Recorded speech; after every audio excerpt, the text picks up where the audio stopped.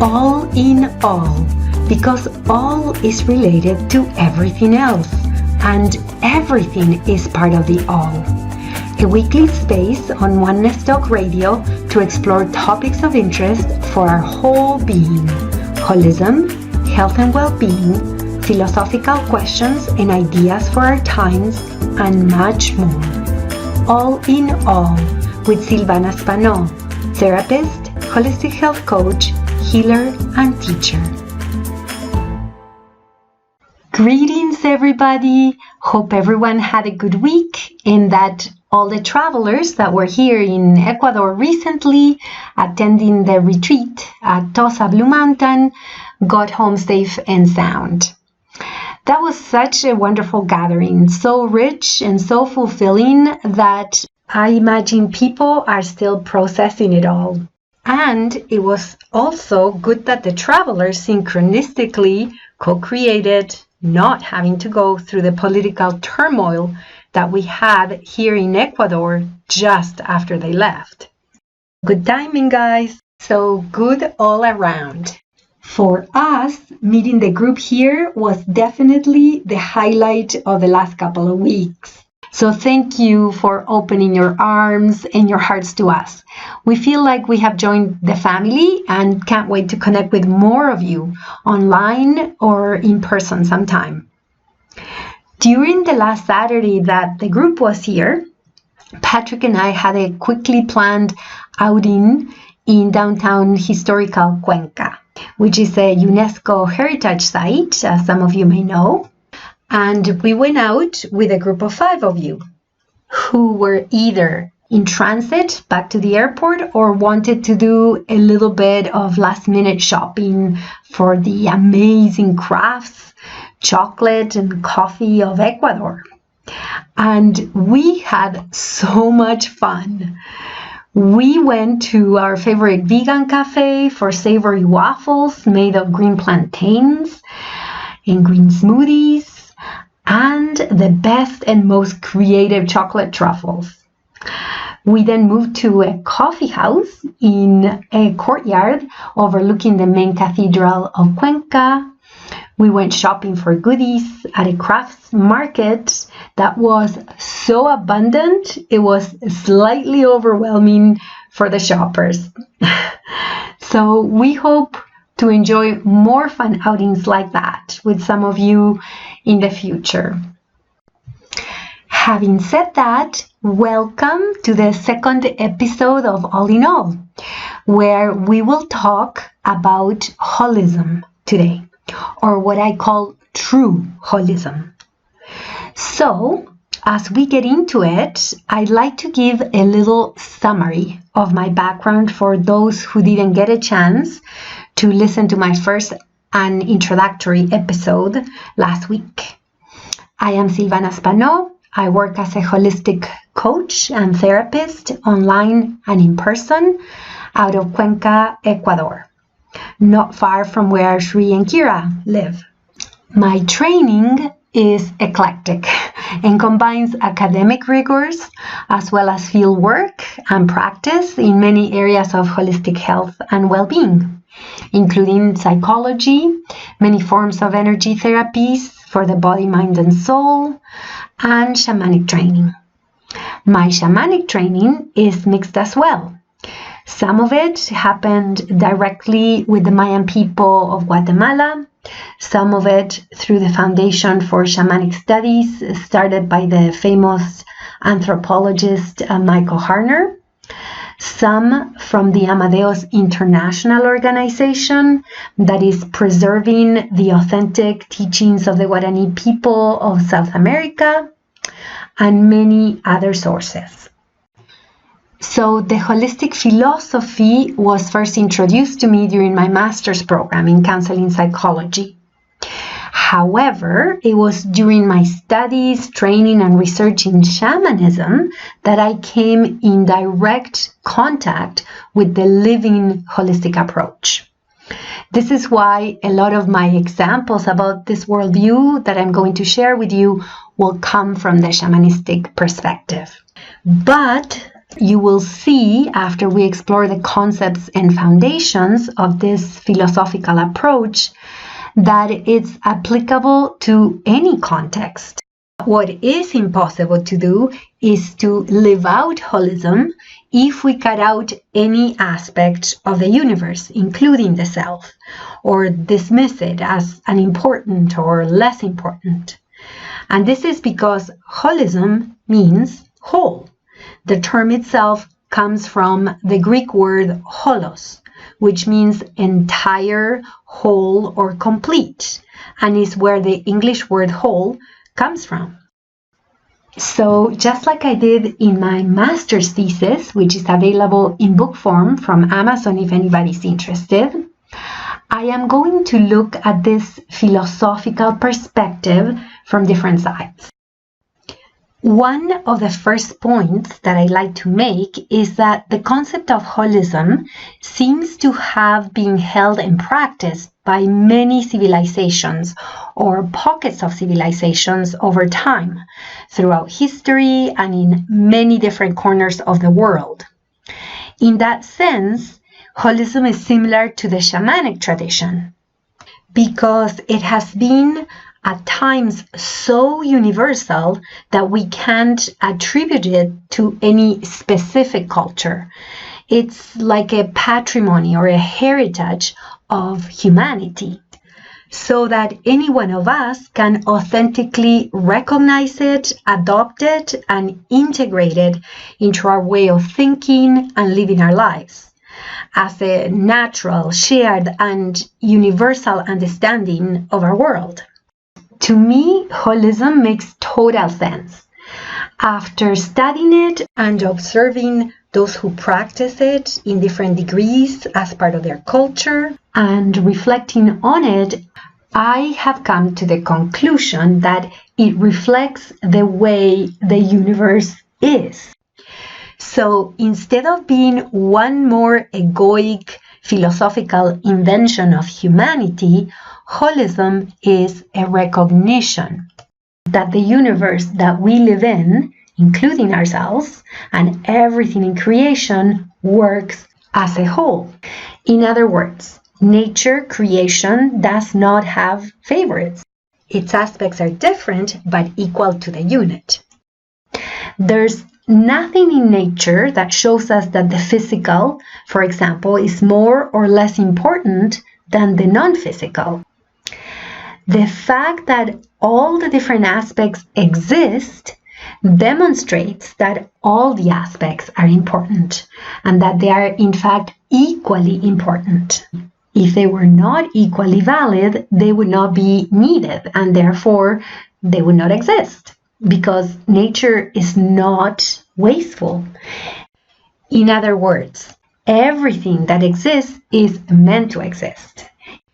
And not only is each aspect important, but it's even indispensable at some level, in ways that we may not be able to understand, which may be due to the vastness and the complexity of creation and our own limitations. But that doesn't mean that anything is dispensable to the whole. And we are starting to figure that out the hard way. We are obviously very biased towards human life, for example, and that's reflected in our cultures, in our laws, in the way we treat other species on the planet. But the truth is that the bees are as important to creation as we are. Doesn't it make sense that a creator being a source would love all of its children, in quotation marks, the same? And know exactly why each aspect of itself was expressed in that particular way? So now, to get into the definition of holism, technically, holism is a philosophical term that was coined by Jan Smuts in the late 1890s or early 1900s. And Jan Smuts was a controversial South African statesman who became the Prime Minister of South Africa. He was also a military leader and a philosopher. And Smuts first explained holism, at least to the Western world, in his book Holism and Evolution in 1926. He emphasized the unified system with any parts, elements, or components operating in terms of the complete unit. This implies that the whole is always greater than the sum of its parts. Also, in addition to being a worldview, holism is an epistemological approach. In other words, it's a way of acquiring knowledge. And this is based on its understanding that the whole is not a collection of individual parts, but an integral creation, a whole. As a result, none of the components of the whole can be understood when they are taken out of context. In other words, we can only acquire knowledge about a component by looking at the whole it belongs to. Think about what this means in the area of health and well-being, for example. Another way of saying it is that the meaning of anything can only be made if we keep relating it to the context it belongs to. And this is true of ourselves and of absolutely everything else in creation. However, when we take the element, any element, out of its context, we lose meaning and we don't understand what's going on or why or what to do to restore balance. Because an isolated element is not meant to function, let alone function well, without its context, without its relationship to the whole. Of course, for the purpose of studying something, it's totally okay for us to zoom in and focus narrowly on something for a while. And I'm not saying this lightly at all. In fact, there is a context, circumstances, where this is very appropriate, the most appropriate approach. And that, of course, applies to everyday life as much as to academics, no doubt. Being detail-oriented is important too, but in terms of what we're discussing, it's more beneficial to zoom in as long as we also keep zooming out to try to understand how the piece that we've been studying fits in with everything else. I'm actually very detail-oriented myself, and I love holism and understand it to be a more accurate explanation of the natural world than the reductionist perspective. So, focusing on the parts with attention to detail while also keeping the whole in mind allows us to have better appreciation for the miracle of life at the micro level as well as at the macro level, which are reflections of each other in our holistic, holographic universe, and cannot be separated from each other, except in our minds, or from their source, the totality or whole. Let me read you a quote that I included in my thesis about holism. It's by a psychologist called S. Noda, an expert and also a student of holism. And the quote says, "In holism, no main element is assumed. Elements are combined into a system, and the whole as a system uses elements according to its purpose. Therefore, conflict between elements do not become a subject of discussion." Now, think of what that means in terms of the implied superiority that certain aspects of life have compared to other aspects of life in our culture and in our minds. Even in intellectual or spiritual circles, there are many assumptions made about some aspects being better or more important than other aspects, when in fact they do not compete. They're not in conflict with each other. Let's take the physical body and the mind for a second. They never compete. It's never one or the other. They go together. They go together so much that one of my favorite definitions of what the physical body is is that it is an extension of the subconscious mind. That's why by looking at the state of the body, you can get good insights into people's mental states, beliefs, and their biography, their personal history. In popular culture, the terms holism and holistic are now being used quite loosely, often misused to mean multidimensional. However, that's not synonymous with holistic, because as we've seen, holistic means that all the dimensions must be seen and treated as equally important and valid, as well as designed and existing for the all. For example, some approaches that are multidimensional still consider one element more important than the others. Technically, philosophically speaking, that's called monism, meaning that one element dominates the others, or is thought to be more important than the others. And definitely anything that describes a dyad, such as, for example, a body-mind approach, is definitely not holistic. It's far from it. It's not holistic, it's not monistic, it's actually dualistic. Now, let's talk about spirituality as an aspect or element in creation and how it fits in with the whole. So, logically, spirituality is one of the dimensions of creation that cannot possibly be in conflict or competing with any of the other elements. The same goes for the energetic aspect, which is often thought of in connection to the spiritual or even the religious. But the point I'm trying to make is that the reason why spirituality was made into this controversial element of the whole is because it was so disowned.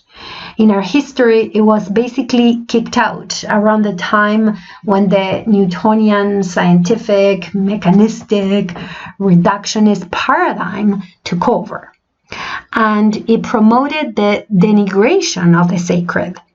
How unscientific and illogical, at least for those of us who see the logic of holism as a philosophy that represents nature so much more accurately. On the other hand, those who embrace the spiritual and or the energetic but disown the physical, the needs of their physical bodies, their health, their nutrition, are not being holistic either or contributing to the well-being of the whole being.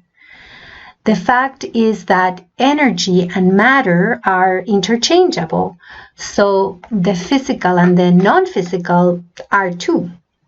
Matter is simply dense energy, so why would we take care of the spiritual or energetic and ignore the physical body, for example, as if it wasn't made of the exact same essence?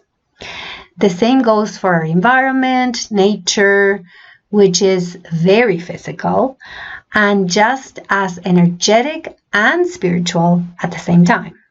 So I'm coming full circle here in saying that the main problem with our civilization started when we disowned the sacred, because everything is sacred by virtue of being made of the same essence. In other words, of the same whole or holistic source. I gave the example of the rising of the scientific method, and that had a big impact in our civilization, no doubt. But the sacred was disowned many times, and it continues to be disowned whenever we make choices that don't consider the miracle of life, the power, the mystery that we are part of. I was at a forum for the rights of Mother Earth in Cuenca the other day, and I plan to bring some of the content into this program soon by talking to some of the participants. But as we were discussing the different issues we faced at that forum, one of the panel members basically said that the only solution is to recover our sense of sacredness for nature. And that if we're not able to do that, we will not be able to treat it with the love, care, and respect that is needed to protect our Mother Nature. And that was both hard to hear and good to hear at the same time for me. Because it's true, we have lost our way by disowning an aspect of ourselves, as we're not separate from nature at all. And by splitting ourselves, by disconnecting ourselves, by seeing the parts as isolated from the whole, we are in danger of a lot of discomfort, to say the least, by going against our own nature, our own holistic essence. So in closing, let's talk about cosmic balance and holism from the perspective of the Mayans that I studied with, who taught me so much about this philosophy. But even more than a philosophy or an epistemological approach, and the Mayans would agree with me, it is simply a reflection of reality, a truer view of the nature of the universal whole. I say this intuitively, based on my own logic, but I also say it based on the principle of parsimony, basic to all science, where the simplest explanations are favored over the more convoluted ones. And it seems to me that the universe, treating all of its aspects as equally valuable, not the same because they're obviously different, but equally valuable to creation, to the whole, is the most simple explanation, consistent with creation itself. And that any variations of this, where one aspect is privileged, dominant, or more important than the rest, is simply contrived, anthropocentric, and therefore not aligned with natural reality itself. And to illustrate this, I'm going to read you a few passages from my thesis that I edited and strung together for this episode, where I discuss cosmic balance and holism. So here I go. The Mayans uphold a conviction in the necessity for human beings to consciously participate in the synergistic nature of life. This conviction permeates all aspects of their existence. During my stay with the Mayans, I received confirmation that this attitude is not just exemplified in their myths, it is a living philosophy. I witnessed this by the ways in which they reflect on the meaning of their personal circumstances, difficult ones as well as happy ones, in terms of their life purposes and the impact these have on their families, their communities, and nature. While in Guatemala, I found myself not only learning about Mayan healing practices, I was also exposed to a way of life that honors the true nature of holism. In practice, Mayan life is very balanced in how it considers and includes each dimension of life in terms of the whole. The spiritual force that I have heard the Mayans refer to as God, the Ahau in the Mayan languages, or the heart of heaven and the heart of earth, which are called Corazón del Cielo and Corazón de la Tierra in the Spanish language, is for them the consciousness of the universe, which calls us to understand and respect its nature. Mayans believe that as an integral part of consciousness and as children of such a creation, we must live in unison with it for the good of all, or suffer a lack of inner peace that ultimately leads to destruction. This belief is reflected in the Popol Vuh, the sacred book of the Mayans that tells the creation story. In the different levels of being that we like to name body, mind, spirit, nature, world, and so on, the holistic Mayan practice does not always see the point of separating the physical from the non-physical. That is why the shamanic healers take care of the whole person and why they do not have a shaman of the body and a shaman of the non-physical. For example, the spiritual and the psychological. It is not that they do not have the concept of different aspects, but most of the time they choose not to think or speak in such terms. Thus, for myself, discussing the physical and the non-physical separately with them was not always an option. When living with the Mayans, I got the sense that holism is mostly a concept in the North American context, in contrast to holism as a living practice among the Mayans of Guatemala. While in the field, I felt that in the West, many people merely entertain the idea of holism, but very few practice the inclusion of all of life's dimensions enough to be living a holistic philosophy. In contrast, the Mayans do not discuss holism, they live it. And that is the end of the passage from my thesis. Incidentally, and not coincidentally, it is interesting to notice that disconnection, which is automatically contained in the reductionist view of the world, helps with the use of something without understanding it and not necessarily wanting to. And this is, of course, very useful in a consumeristic society.